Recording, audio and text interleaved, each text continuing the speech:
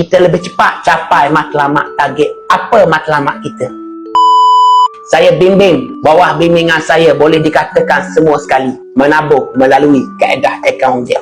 Sebab apa? Sebab ianya tanpa komitmen bulanan. Tak sama kita bayar hutang. Ada duit kita simpan lah, 100, 200. Saranan daripada pakar keuangan negara kita, Tuan Azizi Ali, kita kena buat tabungan emas 10% daripada nilai kekayaan kita. Contoh gaji kita 2,000, kita bekukan 200 sebulan. Gaji kita 3,000, kita bekukan dalam bentuk emas 300 sebulan. 10% sahaja. Tapi tuan puan kena percaya, kalau tuan puan boleh menyimpan lebih 300 sebulan, 500 sebulan, 1,000 satu bulan, itu lebih baik. Sebab menyimpan kita bayar penatlah kita bekerja sebulan. Manakala belanja kita kayakan orang lain. Menyimpan kayakan diri sendiri.